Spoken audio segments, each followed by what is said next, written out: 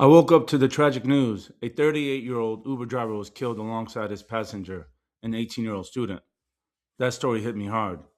I know what it means to drive for Uber just to survive. I've been doing it on and off for 11 years while also teaching in schools, trying to educate and inspire the next generation. But lately, it feels like we're watching the moral fabric of our society slowly unravel.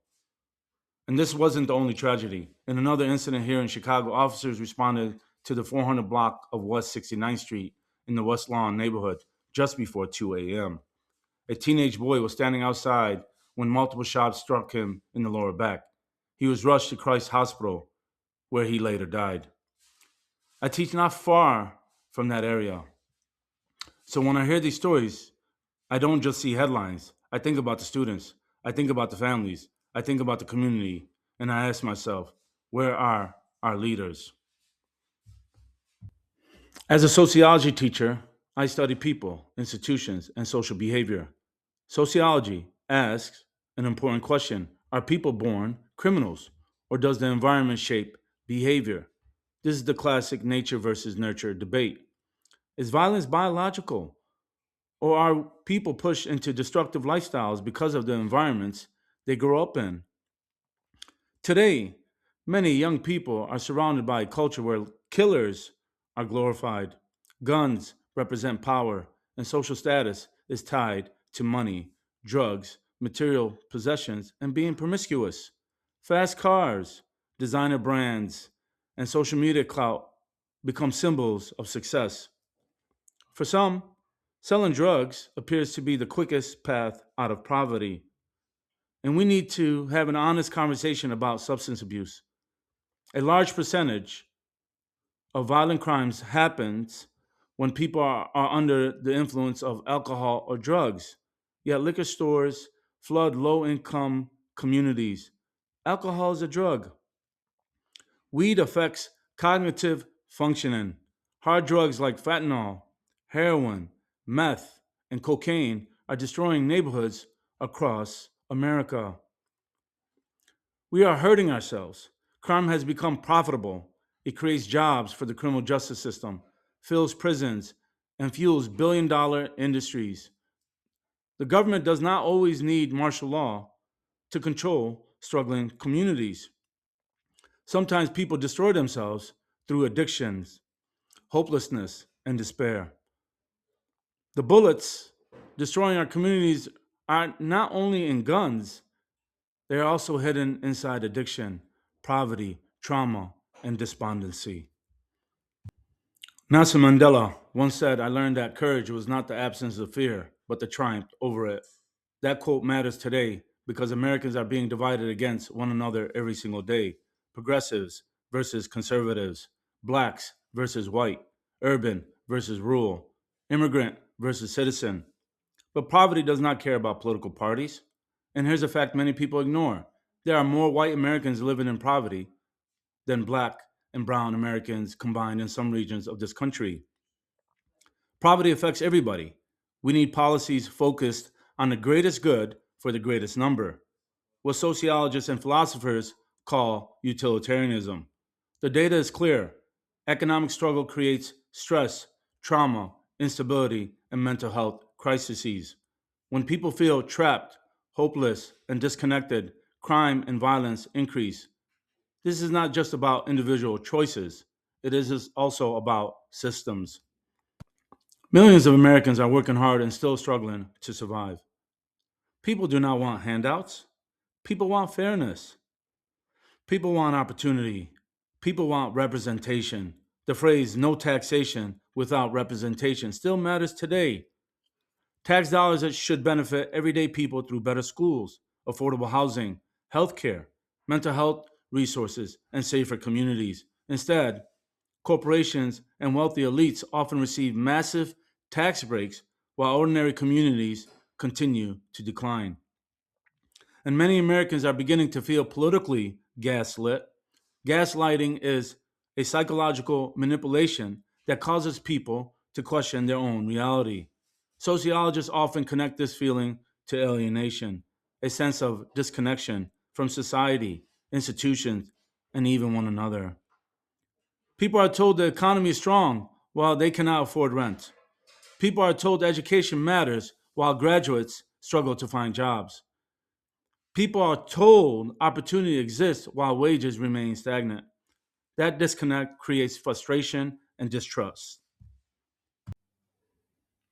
We also need to look inward. Every time we spend money, we are supporting something. So we have to ask ourselves, are we investing in our future? Or are we funding our own destruction? Designer clothes, expensive shoes, alcohol, sports betting, social media addictions. Meanwhile, homelessness rises just outside the parties and clubs we attend.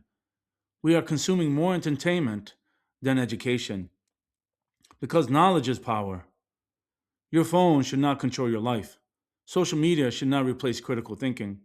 Videos and podcasts can support education, but books build a deeper understanding.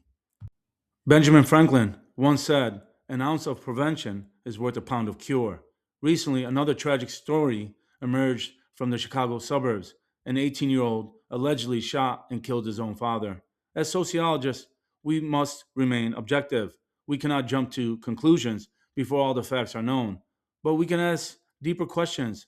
What drives someone to commit violence against a family member? What pressures, trauma, abuse, or emotional instability may exist behind closed doors? Again, this does not justify murder, but prevention matters. Americans spend enormous amounts of money reacting to violence after it happens, yet far less on preventing the conditions that create violence in the first place.